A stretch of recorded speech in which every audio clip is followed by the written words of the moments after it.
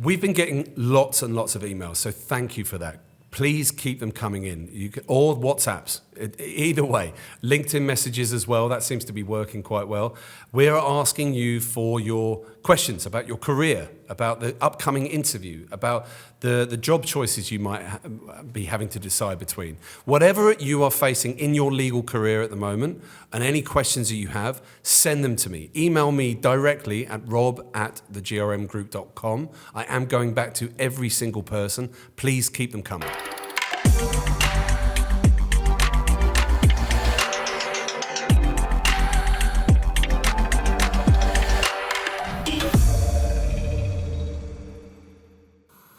Okay, so we've been getting loads of emails coming through, so thanks for that. Please keep them coming.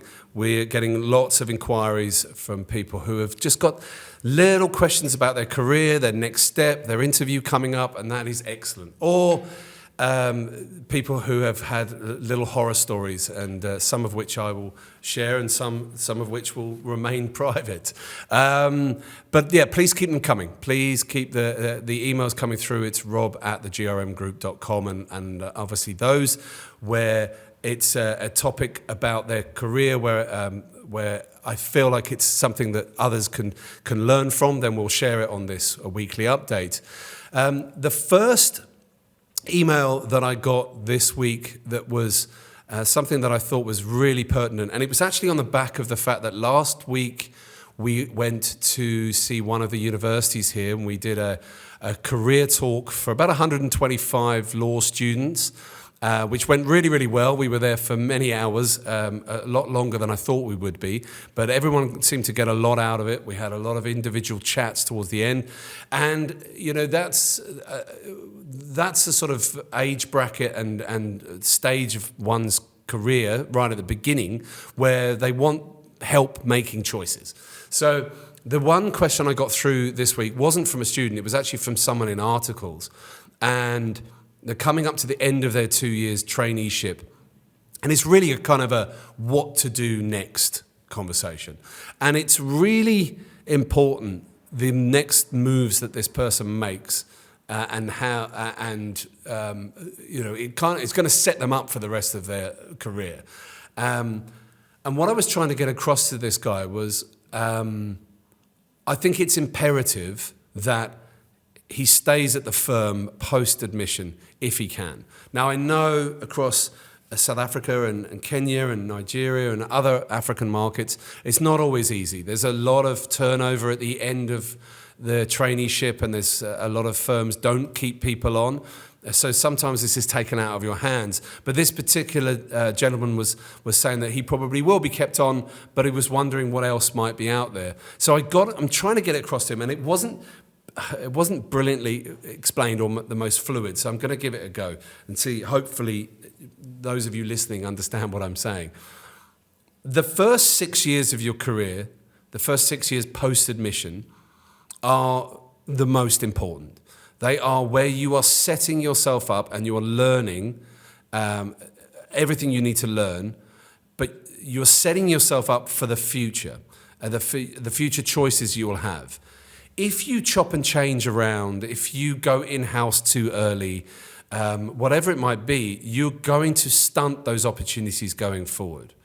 So an example would be if you are at a phenomenally good firm, top 5 or international brand, and you can stay there for 6 years, learning your trade, doing the big deals. If you then, from that point, you have choices. You can go in-house. One of your clients might pick you up. You will definitely get called by recruiters who want you to go overseas.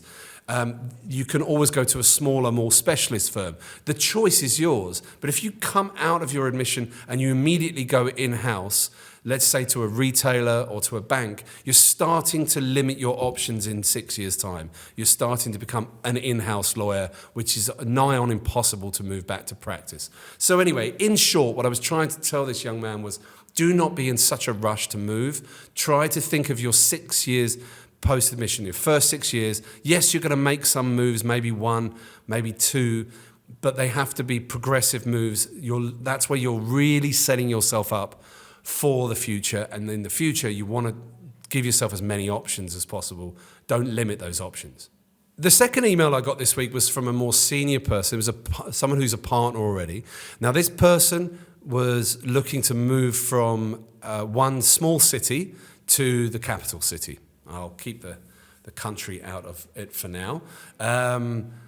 They are a partner, and they were looking to see what their options were to go over to the big city, the big firms, with as a partner still.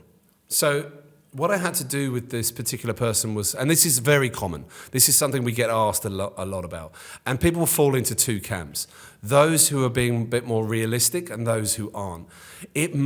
It will all depend on moving from a small city where you have smaller clients, a much smaller niche, and the deals you're doing or the cases you're working on are a lot smaller. It's not as relevant to the big firms in the big city. So the chances of moving over as a partner will completely and utterly depend on what you can bring the firm. If those clients aren't in the firm's wheelhouse, or they're not something that they particularly want, then often the firm will ask you to consider coming in at a slightly demoted position, more like a senior associate or a counsel. This also happens when you move abroad. Quite a lot of people have found, and you can see them on LinkedIn, and lots of people I know as well, who have been partners here in South Africa and other African nations, moved to London, moved to the US, wherever it may be, and have had to start at a senior associate level, even if they are a very experienced partner. So this is something that some people are used to, and that slight demotion, in order to get themselves then into being a partner of a bigger firm with a bigger pie, shall we call it?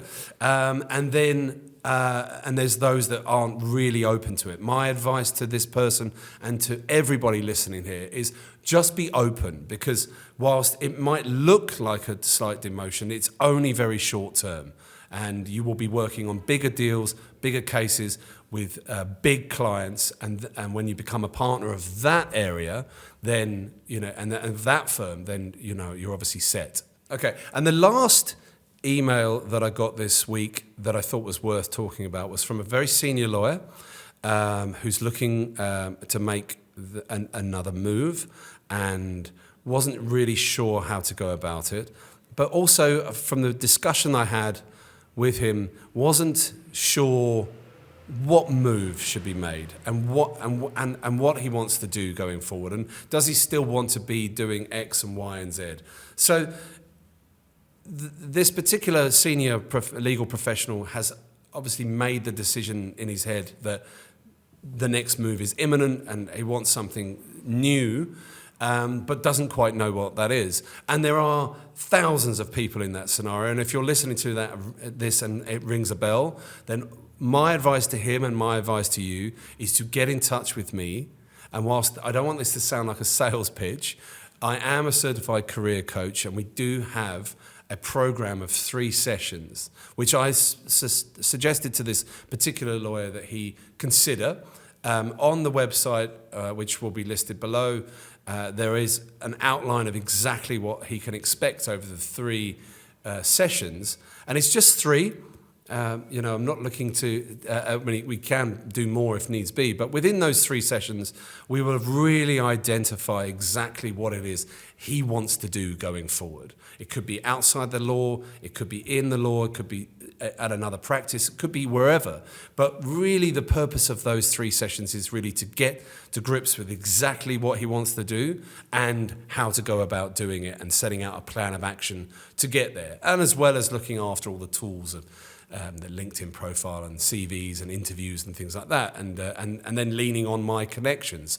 So the message for him and the message for anybody else listening out here is that, don't just jump at a move. Make sure that you know where you want to go. Make sure you've done that homework. And if you haven't yet done it, then I have that facility that I can help you with. So consider that as well.